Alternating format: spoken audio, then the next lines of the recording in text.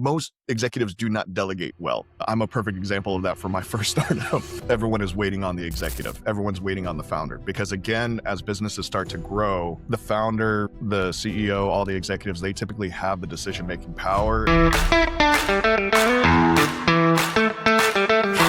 Welcome to Executive Edge Live. I'm Harley Green, founder and CEO of Workergenix. At Workergenix, we help high-performing founders and operators reclaim time and leadership focus by providing executive-level assistance support delivered as a managed service. Executive Edge Live is one way we support the broader business community with peer-level conversations about what actually works inside growing businesses. Today's session is focused on lean, profitable operations. Most leadership teams are not slow because of strategy. They're slow because of operational drag. Back-to-back calls, a buried inbox, follow-up scattered, reporting delayed, small inefficiencies that compound, and margin quietly erodes. This is not about cutting for survival.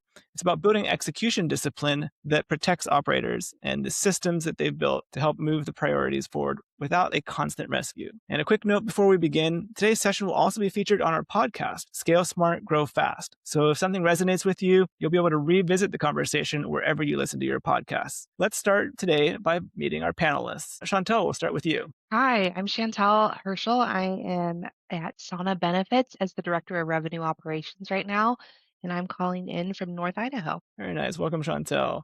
Jeremy, we'll go to you next. Yeah, my name is Jeremy Haas. I am the founder and CEO of Prefix Ops, based out of Los Angeles, California. Welcome, Jeremy. Thank you. And Blaz, how are you? Hey, I'm good. So I'm from Slovenia, and I'm a fractional operations business partner, manager, whatever the companies need to make their operations run smoothly. Awesome. Welcome. Thank you for joining us. So first question is open to the panel. When you hear lean, profitable operations, what's the most common operational drag you see quietly eroding margin inside growing businesses? I think sometimes there's a lot of we always did it that way, so nobody's reviewed a process. And it could be like an extra 3 clicks that are really dumb that you don't need anymore that's from a process 6 years ago. And a lot of times people just haven't reviewed their processes in a long time. Yeah, I mean, I completely agree with that. I've come from working in the federal government here in the US, and that was the most common phrase you hear when you're working on things and it's taken so long. They're like, this is how we've always done it. And that slows things down way too much. I'll also add just sort of administrative bottlenecks. There's meetings just to have meetings. That happens all the time. They just want check-in meetings. So it's next thing you know, you have 10 meetings a day in an 8-hour day. I'll say that with the phrase, right? We've always done it this way. In my teams, whenever I've led them, this was a sentence that was forbidden to use. But yeah, and it worked really well because people actually had to think afterwards. But I'll also add that with growing firms, I think that one of the biggest things is that they want to grow at all costs. So they want to grow to arbitrary numbers, meaning 1 million, 10 million, 50 million, whatever million in revenue. But then they actually forget that, there's the operations behind it. And usually if you don't do it correctly, operational costs go up and then the margin is like 10% or even less. So as a result of, hey, I want to be in that 7-figure club or even an 8-figure club so that I can tell my friends at drinks, hey, I'm an awesome entrepreneur only in 1 or 4% of the whole business community. That and not focusing on profitability instead of revenue. Have you found that magic pill yet to grow without increasing your costs? Because I haven't. I haven't either. I'm probably the one that's always telling companies and founders hey, it's better to be a $1 million company with an 80% profit margin than a $10 million company with a 10% profit margin. I think sometimes people just throw bodies at it, though, is a big part of it, is they'll scale with bodies instead of but I'll often find but the tech investment's too much, right? That $10,000 investment might actually increase your profit, increase your production by 50%, but they're not willing to spend the $10,000. Instead, they bring on 2 more people that then cost them $100,000. And so I think there are ways to scale, but I think a lot of times we're doing it in reverse.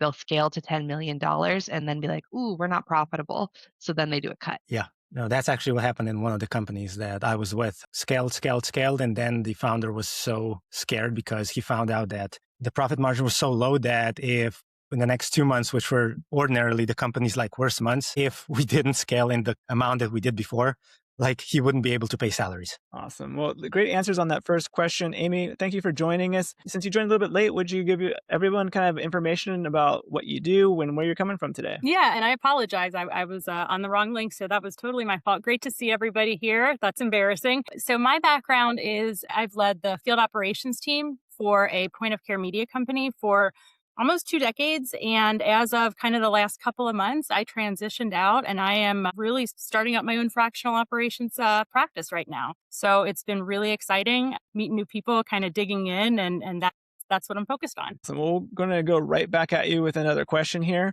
You've owned full customer journey operations in large-scale service delivery. Where do you most often see execution friction between teams that directly impacts profitability? I love this question because this has been the hardest thing to figure out, I think, operationally. I think if you look at the customer journey and really you have any touch point, any handoff of work, right, those are the opportunities for friction. So whether it's sales to implementation, implementation to account management, to field deployment, all of those different handoffs are really big opportunities for the friction that's going to impact profitability. And my experience, at least, I think kind of the key impact to profitability is really just that time to value. If you see implementation stall, if you have a tech problem and, the product's down, you're going to see that time to value really stall out, right? And that's kind of the biggest impact. I think secondary to that, obviously, where there's issues and gaps within the process, if you have work handed off and it's bottlenecks somewhere, you're going to obviously increase your customer churn risk. And then sort of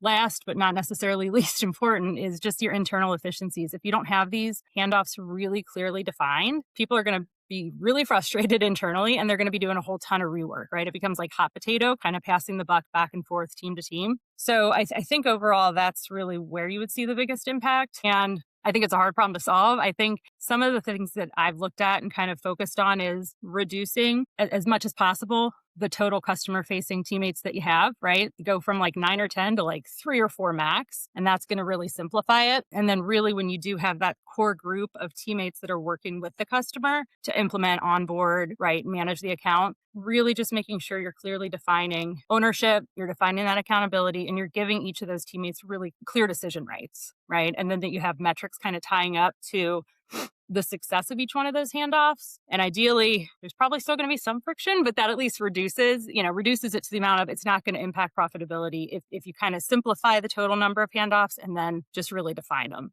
And you'll have a happier team, I think, internally, and happier customers. Yeah, I mean, you mentioned a lot Great about suggestion. clarity, and that's one of the big things I see as well with teams, especially coming from startups as they're starting to scale up, is in the beginning, everyone is so used to knowing what everyone else is doing. But as everyone's role becomes more specialized, that lack of communication starts to rise up. And so you start to have everyone pointing fingers when something goes wrong. It's like, why didn't this get done? Amy, you didn't do your job. Jeremy didn't do his job. And everyone starts pointing the fingers, and that just wastes so much time. Well, Jeremy, going to you. You specialize in moving organizations from reactive processes to proactive system. At what point does "we're growing fast" become a warning sign that operational discipline is lagging behind the scale? There's a lot of things that can go into it, but my key indicator for saying that we're growing too fast and our revenue, our business is outpacing our operations is when the executive is saying things like, who's in charge of this? Or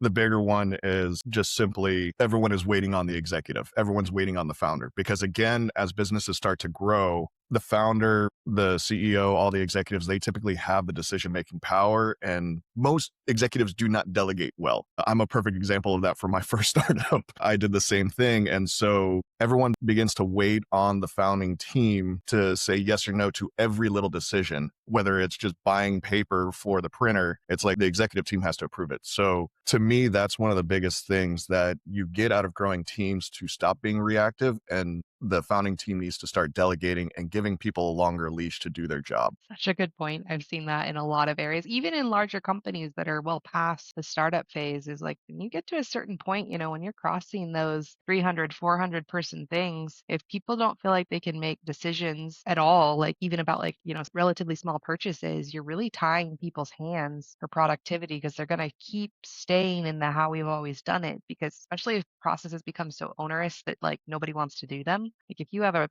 purchasing process that takes 15 months, is anybody going to follow that just to Right. actually solve something? Probably not. Running my first tech startup, I was that logjam. I would go to my team and say, why didn't this get done? Why isn't our marketing working? And they're like, we're waiting on you to sign off on this. I'm like, shoot, it is my fault. And then eventually you're going to lose all of your best talent because I'm not going to be in that company, because if I can make a decision, then I'll just go somewhere else where they're going to be valuing my work and my decision making. Yeah, exactly. That's what I was going to say. It's just the impact to culture that has, right? Is like empowering and trusting in the people that are working closest with the customers that are doing the work, and the impact that has on just culture overall. It's huge. Yeah, I mean, especially in the tech world, in San Francisco, the Bay Area, it's like people want money. I mean, you need money to survive in a very expensive city, but more often than not, people want that culture where they feel valued. They want to feel like they have that authority and that their career is constantly growing. They don't want to feel like an overpaid associate. So Chantel, going to you, we've kind of talked about like the handoffs. So from a revenue operation standpoint, where do misaligned handoffs between marketing teams, sales, and customer success most commonly slow profitability? I was thinking about this a lot, and often it actually starts with a strategy issue at the top and a misalignment from strategy at the top. I know we're not necessarily here to talk about that, but I think it's one of the reasons why revenue operations has become such a thing, is if you have a revenue operations leader there, they can hopefully point that out, because sometimes you have something like sales goes and sets their goals, marketing goes and sets their goals, customer success goes and sets their goals, and they set each of those goals individually with different priorities that aren't necessarily aligned across the business. Like they might be kind of aligned, but do they actually agree? And what you're seeing with the operational handoffs then, because most of the time, I mean, it's becoming less of a thing with RevOps, but a lot of times there's still customer success operations, marketing operations, and sales operations. In each of those tools, the teams have been working in their own tools that are not the same tools, not the same project management tools. So it's kind of like, that's like where I see a lot of the issues. So I would say, before you even get to like some of those misaligned processes, you've got to start out and be like, does our strategy even make sense at the top? Are we all in agreement about what actually is our big 5 things that we're saying we're working towards? And then ideally, centralizing operations does help, because now those teams are all reporting into the same structure, and a leader who's over those teams is going to see those bottlenecks better. Whereas a marketing leader might just see the sales one as like the sales problem rather than seeing it as like an operational thing. So I think if you haven't considered more streamlined operations, I would encourage that. I'd also encourage a tech stack review to see where the bloat is. And there is nothing better than a flow chart in operations to see exactly where misaligned handoffs are, because it's easier for people to visualize it. But a lot of times it's a system transfer issue, right? Like Marketo didn't talk to Salesforce quite the way that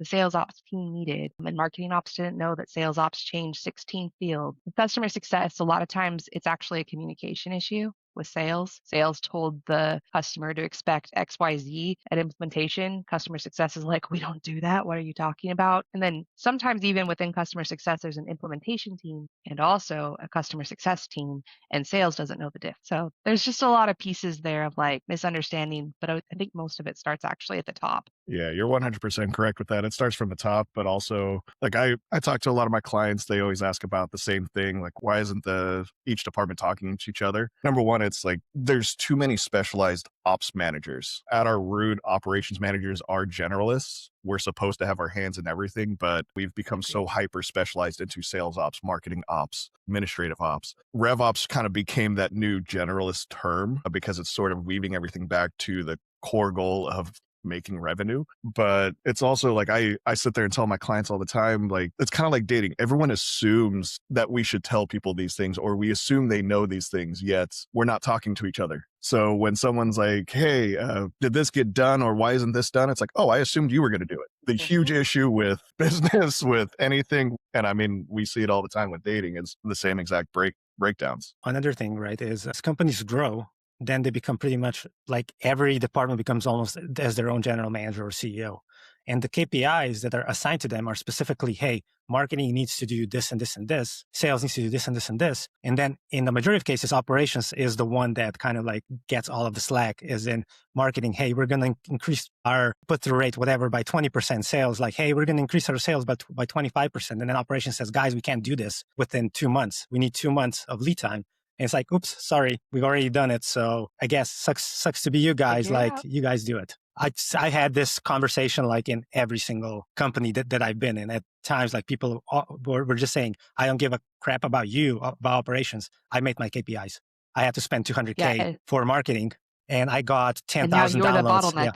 Yeah, exactly. And now you're the bottleneck, right? And if by some miracle, what we actually did was we actually made sure, so I was in food delivery, right? I was head of ops in the country. And we actually succeeded that. Then it was a problem again. Well, it's operations problems because we didn't get enough downloads of people downloading our app. That's why it's a problem. I was like, how is this operations problems? And it usually just goes around. And until KPIs or OKRs or whatever are intertwined, that marketing is going to take care of operational KPIs, that they're actually going to be caring about this, it's always going to be like, hey, you're supposed to do this, you're supposed to do this, you're supposed to do that. And it's never going to be aligned, unfortunately. Yeah, you have to let your operations team be part of the strategic discussion if you want to have a lot of success. I think still in most companies, operations is viewed as just an execution arm, not a strategy arm. But when you're talking about lean and profitable, the people that are most likely going to be able to make an impact to that are your operations. Yeah. But the one thing that I heard often was, why do you have to be such a negative person? Why do you have to be such a downer? We're going to be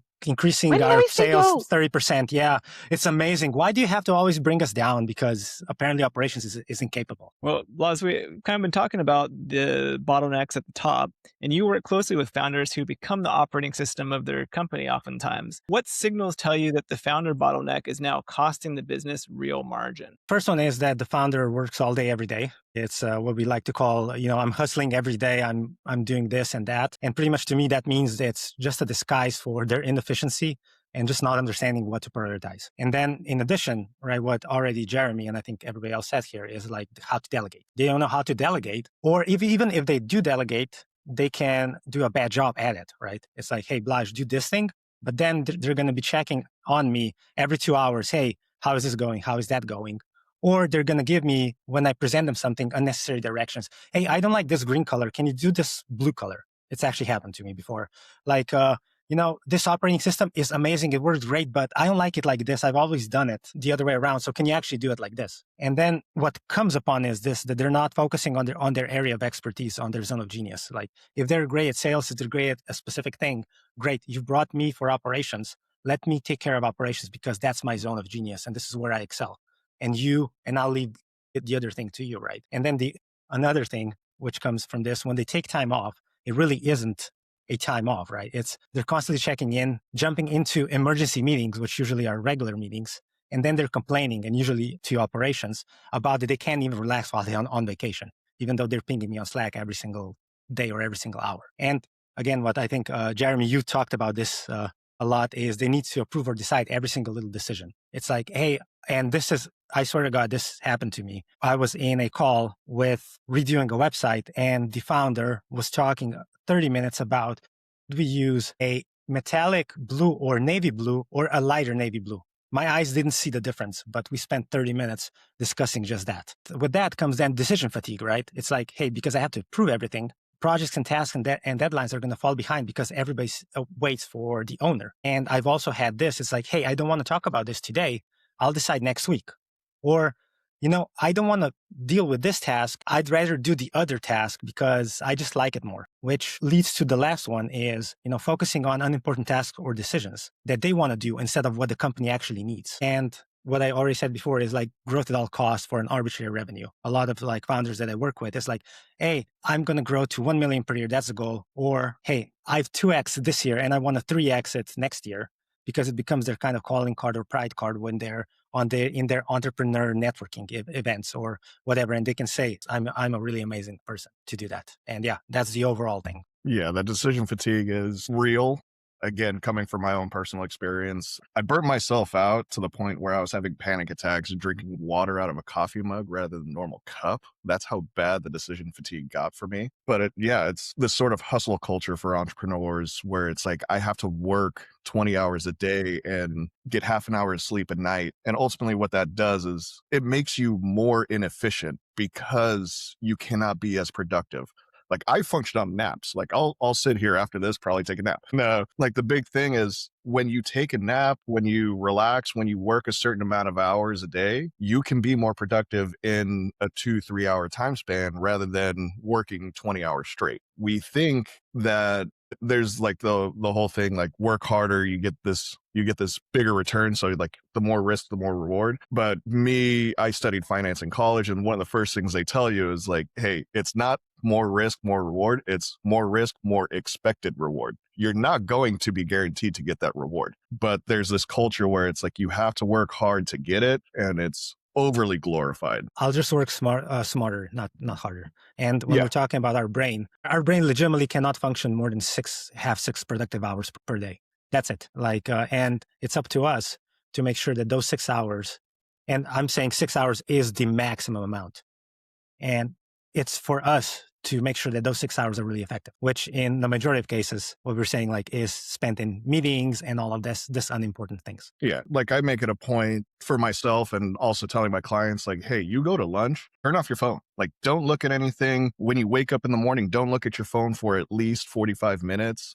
Same thing when you go to bed. So you have to have time and even block out time in your calendar. Hey, I'm unplugging from everything.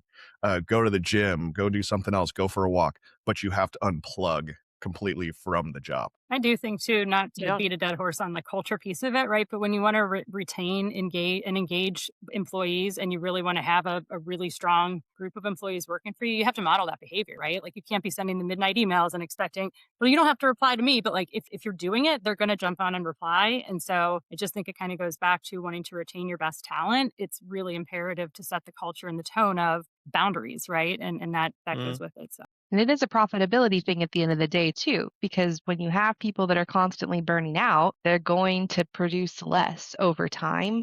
I always give my team a whole TED talk on vacations, and I'll be honest, I haven't been as good lately about it. But if you take more vacations, those people are the people who get promoted more often because they are more productive and they are seeing those things. And it also impacts mood during the day. And I think sometimes, we want to be so, in operators, I think we think of ourselves as robots sometimes. We're not. And when I'm speaking generally, so maybe not everybody thinks that, but I know I struggle with that occasionally. And people are not robots and they can't perform the same level every day. And they want to be somewhere where they're enjoyed. So if you're not focusing on some pieces of culture like this, or even just engaging in a friendly way with your people during the day, you're going to lose productivity because people hate being there. If you're running a growing company and still handling too many operational details yourself, there's a better way forward. The Delegate or Die checklist shows you the exact tasks that drain leadership bandwidth and the simple changes that recover 15 to 30 plus hours a week. Download it free at workergenix.com/scale-smart. Now let's get back to the episode. Yeah. And Amy, kind of back to your point where I actually had a client that had this amazing idea, which I'm going to start using. It's understanding people work better at different times. Some people work better at night when things are dead quiet. So what she actually does is in her email, it's hey, I understand this is not during normal work hours. Feel free to respond when you work best. So her culture that she's building is, since everyone is sort of asynchronous in terms of their work, she cares about the job getting done more so than when they're online. She ensures to make it known front and center, I understand what time I'm sending this. It's not a demand for you to respond to me in 5 minutes, some executives do. If you're in a crisis, then as leaders, you've already done something wrong because you shouldn't be in a crisis. You should be able to plan, especially as operations leaders. You need to plan further away in advance, like what you all said. It's I like to work at 11 p.m., right? So at the moment, it's 5:30 p.m. my time. So after that, Jeremy, you're going to take a nap. I'm probably going to be just watching some YouTube or something like that for an hour or two. And then I'm going to start working again from probably 9 till 11, where my peak time frame is. And that's amazing for me. But I know for somebody, they're going to be in bed. And I really don't care. As long as the work gets done, it gets done in a quality way. I don't care if you work at 1 a.m., 11 a.m., whatever. Doesn't matter. Yeah, there's very few things in the world, especially today, where it's oh no, all hands on deck, something is burning down. And especially if you have a large team, there's more than enough people to kind of take over until the next person can jump on. And if anybody watching this has a problem, there's 4 of us here who can fix that. Exactly. Yeah, these are some great points, excellent examples. I want to jump into a trade-off question for the whole group here. What's one operational decision that you've seen leaders delay because it felt uncomfortable, but once they implemented it, significantly improved profitability? So for me, because I work a little bit more with lower revenue companies, right? They don't track their numbers and metrics. Or if they do, they track the metrics that they want to, not the ones that they need to actually track.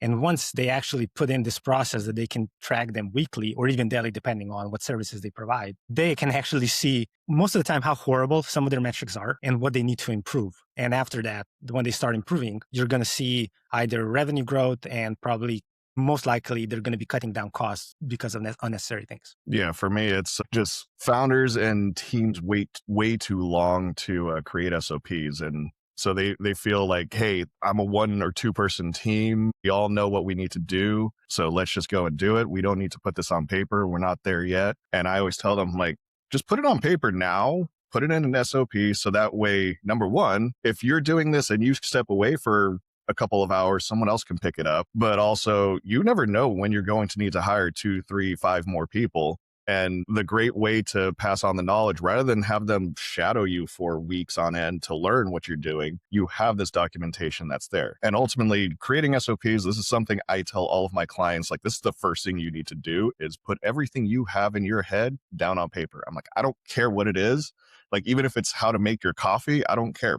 Make an SOP for it. And ultimately, what that will do in the long run is save that ramp up time for any new hires, but also help you find issues within the processes. Because if I'm sitting here trying to guess what everyone else is doing on a day-to-day basis and how they're doing it, I'm going to have a completely different interpretation based off of the results they're getting and what the problem is. And the problem could be something completely different. And there's a lot better tools now to actually be able to do SOPs. Yes.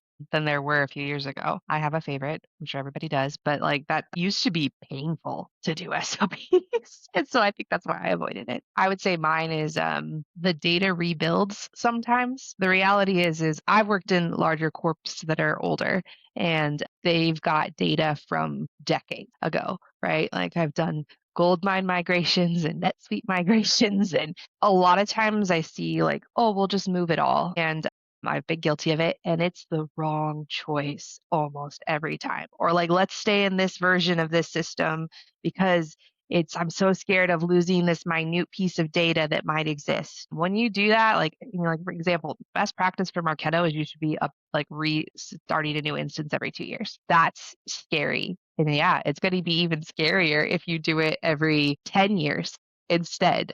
And so I think, like right now we're doing a huge audit of just like our Salesforce work. Like those things are very important and they can feel so dumb in terms of like cost because it does take time and effort. But at the end result is that your reps run better and your marketing team has clearer data and people aren't wondering why there are 10 fields for revenue, then your life is better.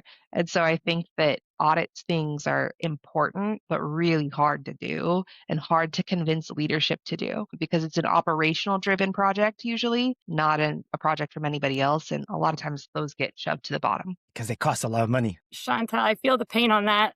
Because in my last organization, we migrated to an existing Salesforce environment and it was so overly customized. We did a time study and it was like every, update from the team, every X, Y, and Z, it was like 16 minutes per customer. And it was because it was over custom. We should have just started from scratch, right? And done that out of the box and been done with it. So I absolutely agree with that. I think for mine, this is probably sounds simple, but I think it's essentially just allowing, right? I think a lot of circumstances we might see where you have a poor leader at the top who's kind of grown with the company, been around for a while. But again, it goes back to that culture and the engagement and building in that environment of trust so that people can actually do their jobs well. I've seen that a lot where we're going to hang on to this leader and I don't want to have those hard conversations and let them go and cut the cord and realize that we're at a point where they were wonderful for what it was, but it's time to grow. And so that's probably my biggest one that I consistently have seen. You raise a great point, Amy. Like I see a lot of time and I tell people all the time, like you need certain people for certain phases of your business. Like that first engineering hire or the first sales hire will be great for a certain time, but they may not be great from 10 to $20 million in revenue, but they're great for that first $1 million. It's just how it is. And there's nothing wrong with it. We all have different personalities. We all have different things that we're good at. And like me, I hate working at bigger companies. There's so much bureaucracy there. Again, coming from federal government, it was the worst where it's hurry up and wait. Whereas with early stage startups, it's like, hey, you need this done. You need a decision. Here you go. It's very quick, but obviously there's the trade-off of organization versus chaos. And also for the founders or whoever is in the top positions, maybe you also are in over your head and you're good at like the startup phase, but then you're not such good as in like keeping the leadership when you're 10, 15 million. dollars in revenue and stuff like that. So you also have to ask yourself this if that happens, because it happens with me in one of my companies. The guy was amazing in starting up. Then they expand in 26 countries, and pretty much the majority of them were failing because the leadership, the above leadership, didn't provide enough guidance and the strategic thought on what we were supposed to do. Yeah, that's why you're hiring for other people, right? I think that, if you're going to bring in somebody who's an excellent operator, let them operate and let them go be that leadership piece for you. You shouldn't hire people that are exactly like you, right? You should be bringing in people that better you and better the business. And I think that sometimes everybody values relationship in business, but sometimes relationship isn't the best indication of success. You may not love the person, but they might be the best thing for the business. And I think that we get caught up too much on emotions, and especially in the softer, like sales and marketing are very much personality based roles a little bit, right? Like not always, but often, but that can be especially a pain point for operators because they tend to be more logic based. It's like, why are we doing it this way? It doesn't make sense. So I think that that's something that hinders a lot of senior operators. Yeah, I mean, we should always be asking why in general. Like, we got to be like the little kids annoying their parents. Why?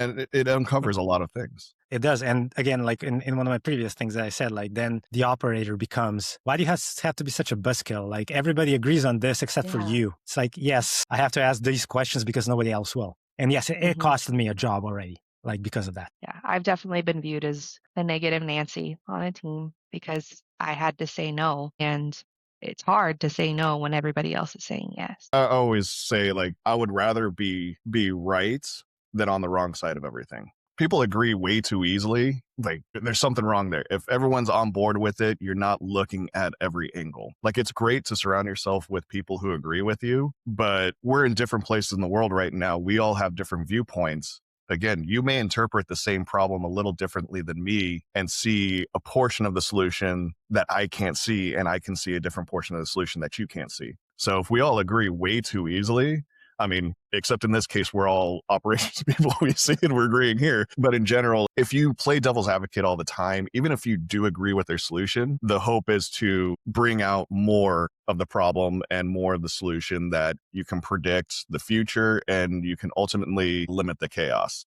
Plan for the worst. Plan for the worst. That's part of operations. Find the breaks before anybody else does. Something will go wrong. Your job is to make sure that you're prepared for that. Well, you guys have shared a fire hose of incredible knowledge, insights, and best practices here. For those that are listening and want to continue the conversation with you, what's the best way for them to connect with you? Love to hear you share your website, LinkedIn profile, and preferred contact method. Starting with you, Amy. Yeah, my LinkedIn profile, Amy Ezell, that's the perfect way to reach me. And I would love to hear from any of you and help any of you that I can. Awesome. Thank you, Amy. All right. Blaz, how about you? Same here. Message me on my LinkedIn, and I love to talk. I love to network. So if you want to talk, have a meeting, I'm all for it. Perfect. And Chantel? Yeah. Also LinkedIn. Mine's the Chantel Hirschel. There's a mushroom in the middle of my name. So you know you got the right one. Love it. All right. And Jeremy? Yeah, again, same thing with me. LinkedIn is a great way to reach out to me. There's not too many Jeremy Haas's on LinkedIn, but another place you can reach me at and also follow some of my content is on TikTok. I